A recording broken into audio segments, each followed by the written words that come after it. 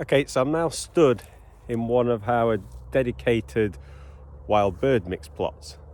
So these are in areas of the farm where it's not necessarily very easy to farm. The land might sit a little bit wet, might be awkward to get the big machinery in. So rather than trying to farm that and not farm it very well, we put these areas down to help the natural environment. So within this mix here, we've got a mixture of seeds for the birds, because what we're now about to come into is the natural hunger gap, as it's known, for our birds. There is still berries on the hedgerows, but they will dwindle down in their supply. So as we're actually, see a hedgerow just in the distance here, on the farm we rotationally cut hedgerows. We don't cut them all in 1 year because the berries will actually form in the second year, so they're rotationally cut. So we've always got a supply of berries on the hedgerows. We do have to cut them from a management point of view, or they would overgrow into the fields and snag on machines, but we do sympathetically cut these in a rotation, so we're not taking away all the berries in each year. So the berries will be soon getting low, the acorns and such like on the trees are getting low, and all the grain spilt from harvest out the back of the machines has also just about been hoovered up. So the birds are going to go through what is known as the hunger gap. So to help them out on here is this supply of food what we've got here.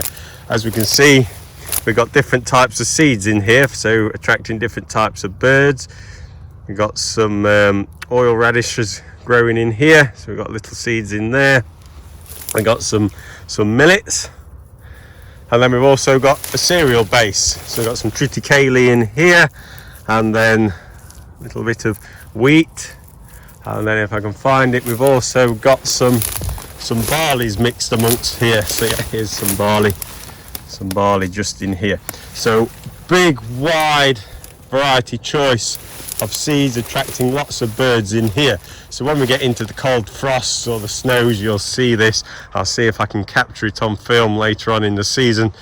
Absolutely full of the little birds. I don't know if you can hear them,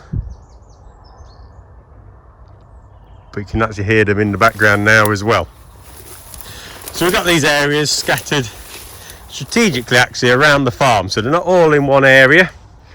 They will be scattered across our whole farmland, near hedgerows as well, and a woodland here, so they've got somewhere safe to hide up in and come down into it. And then the hedgerows linking certain patches, because you go up this hedgerow and just over in the background here is another block of this mix. So you can link them together by hedgerows, so they've got the hedgerow corridors, the safety to be passing between them.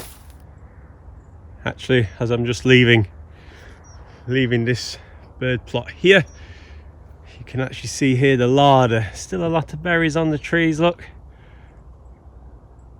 The berries there, and then there's actually some, there the black ones, some sloes as well. The thrushes will love them sloes. So yeah, still berries on very end of November. Still berries on the bushes, hence why the birds aren't really in our wild bird mixes yet. But yeah, January, I'll try and visit them back in January and let you see the swaves of birds. Normally we get big flocks we'll get the finches on here. The finches absolutely love them, especially with the millet, and you'll see big clouds of them lifting off it. It's quite impressive. I was just driving past this field here, and I thought I'd just pop in and explain what we've been doing in here. So within this field, you can see it behind me, we've got a mix of oil radishes. This is the oil radish, it's just going into seed now. We've also got some rye, but the rye hasn't done overly well. So we've got some bits down here. It hasn't done quite so well in here, but not to worry, we've got plenty of other stuff. And then we've also got just here, these here are vetches. Now this crop in here is actually a cover crop. The word being cover because its whole purpose is to provide a cover on this field. This field was winter wheat last year, and it's now set to go into a spring oat crop. So all this field's had done to it is as soon as the wheat came off, we chopped all the residue, so all the straw out the back of the combine got chopped, dropped onto the floor. Then we came in with our drill and drilled this mix in here, this cover crop mix. Nothing else has happened in here whatsoever. And if you have a look at the floor, well, you see brown soil. All the trash, what came off the back of the combine, a little bit of wheat chaff left here, has gone. That's been broken down by all the bacterial activity, the fungal activity, the earthworms dragging it into the soil. They've actually taken all that residue and incorporated it into the soil, which is now organic matter and goodness within this soil. But these cover crops are playing a vital role. These are mopping out the CO2 out of the atmosphere. Very vital role to play within actually cleaning up our atmosphere. These are sequencing carbon into the soil. So they're taking in the CO2, using it as an energy, and they actually put the carbon out within the root structure. I'll just dig up the roots.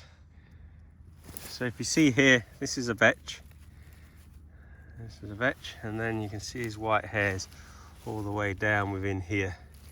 And just like the clover earlier on, the vetch is a legume, and there is a little nodule fixing nitrogen out of the atmosphere, which actually, as this dies off, releases that nitrogen in the soil bank, and our following crop, the spring crop, will be able to access that nitrogen, so it's helping us out.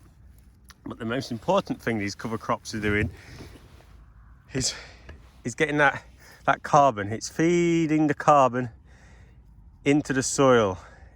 It puts it out of its roots, it exchanges it. It's like a food source for all the fungal and bacteria within the soil.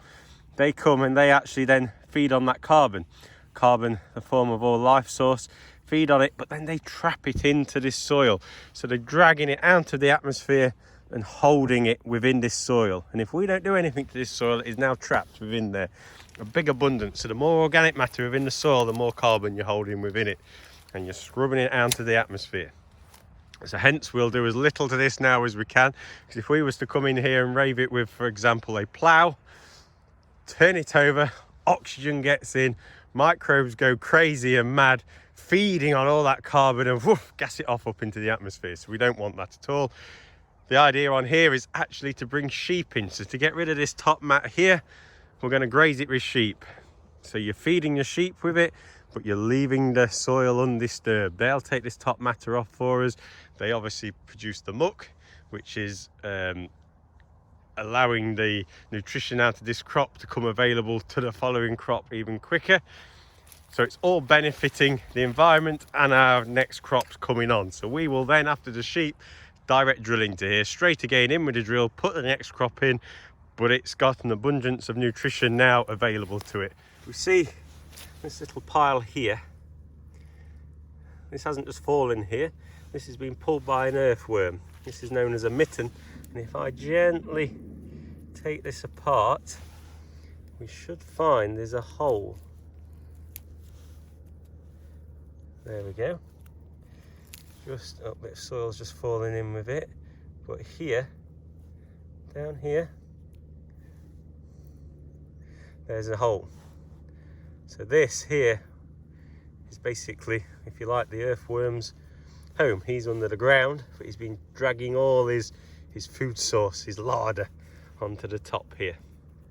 And as we look around, we can see all evidence of worm activity here. The castings off where a worm's been. And again, below that, I move this bit of stalk out the way. Again, through down here. Down there is the hole. Again, activity. So earthworm activity all the way over this soil, and that's what we want. They're putting the drainage channels in. They're allowing the water to move through here. We're not having to use steel to get the structures back in these soils now. We're using the earthworms to do it for us. And also, as the water moving down there, the roots, so then of the next growing crop, can follow them channels down and access the deeper levels of soil to pull the water out in the drier months. So using nature to help us grow as best we can. So I've just been in a field which had got the cover crop growing, But then, so I thought I'd just drop in here. So this here is a trial. So if you've seen any of our other videos here on YouTube from Revesby Estates, you'll see how I'm always doing lots of trials. So this is none different. We like to make sure what we're doing here at Revesby Estates is actually, we understand it, we're using the best we can for our situation, and the only way by doing that is actually carrying out trials. Some of it works, some of it fails. So this is a cover crop trial. So what we've got here is all individual single species. So we've got some mustards. So that is a mustard growing there. Then we drop into radishes here.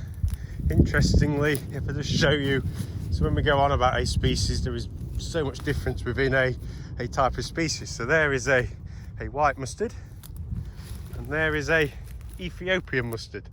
So totally different. So if I was just to go, should we say, to buy a cover crop and go, I want a mustard please, and get some mustard seed, I could get that one or I could get that one. So by doing trials, I can actually ask for it by varietal name. I want an Ethiopian mustard, and within them they actually have, like here, Car Gold white mustard. So it's not just the mustard on its own, it's also knowing, and here you see we've got a different name of white mustard. So we can tailor it, we can understand what we've got. So we've got all sorts growing in here. Lupins growing, vetches on the floor, and it goes on up there, and then down the mixtures as I get here we then, so that's looking how each one's doing on its own, and then we can look at mixes. So for here example, we've got a mustard, clover and phacelia growing in mix. So what we're really looking at here on the singles, individuals, how do they grow, can we grow them, do they like our climate? Then look at the top growth, is it good for grazing with sheep? What's the roots like? Is it giving us what we want out of the roots? Right, so it works as a single. Now let's put it in with another partner so we can get different depths of rooting. We don't just want the roots in the top layer, we want some in the top fixing nitrogen, but then we also want the deep roots punching down to take compactions out. So we can take individual ones. That one's got a shallow root, we'll have that one. That one's got a deep root, we'll have that one. That one fixes nitrogen, we'll have that one. And put them together and let's see what we get. So that's what these plots then down here have got growing in them, all different mixes within them. So we can then evaluate and see if they work well in a partnership together. So that's just a bit behind the scenes what we're doing before we then put them out into the field as a cover crop. A little bit of science goes into it behind the scenes, all with help from Agri as well, helping me to understand the differences between these. Well, I hope you found this update during November of interest. Like I said earlier, if you did, have a look back through the other videos of what we've been getting up onto the farm throughout the year. Also did some fishery updates on there as well. Some excellent catches been coming out of our res, so go take a look at that, where Tom updates on what we're doing there, and also the video on our fallow parkland deer. So yes, we'll hopefully see you all again for our December update. So I'll see you then.